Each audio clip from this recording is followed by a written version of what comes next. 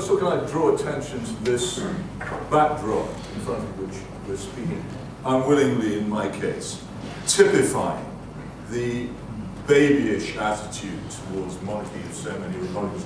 Oh, isn't it disgusting, all this adulation? Have any of those people who think that the monarchy is disgustingly adulated ever been present at a 6-minute standing ovation given to Anthony Blair? Because if you have been, the emetic power of that is far, far greater than anything which the most ardent royalist could ever impose on you. And if your politics are of a different kind, a 6-minute ovation given to Margaret Thatcher has the same effect. These things are much more serious too, because they involve real power, which is bestowed by a process as mysterious and indeed as undemocratic in my view as the passing on of the monarchy from one generation to another. My most fundamental question is, why spit on your luck? Constitutional monarchies don't have secret police forces. Constitutional monarchies don't have torture chambers. Constitutional monarchies are, in fact, if you look at them, among the few countries in the world which have long, continuous records of law-governed liberty. And I think you'll find that of the top 7 law-governed democracies in this country, most are constitutional, on this planet, most are constitutional monarchies. What's so wonderful about republics? If republics are so automatically, axiomatically wonderful, then what about the Democratic People's Republic of North Korea? Or the South African Apartheid Republic? Or the German Democratic Republic? Or, to be more contemporary, the People's Republic of China? There is nothing axiomatically wonderful about republics or presidents. And I often made this point during the Iraq War to those people in this country who protested against it, and like me, I used a considerable amount of mockery and disrespect to the Prime Minister at the time, Mr. Blair. I said, if you did that to President Bush in the United States, you would be in serious trouble.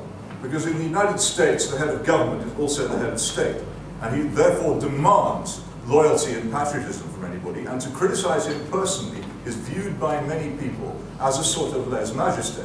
And I would also point out that during the Watergate crisis, those people who worked for the president, the elected monarch of the Republic of the United States, and who didn't like what he was doing, sending burglars into opposition parties and covering up those activities, had no recourse, because the person for whom they worked was the fount of honor, the source of law, and the center of that state. In a monarchy, you don't have that problem. These things are separate. And if you think that democracy is so wonderful, why is it, do you think, that so many bozos, half-wits, and warmongers end up as presidents of the United States? If democracy is such a perfect system for producing a head of state, what is it that makes it throw up these people? And why is it that the United States is itself full of sentimental, laudatory feeling about the Kennedy family? I'm sorry, it simply isn't true to say republics are better, elected heads of state are better. You have to examine it a bit more carefully.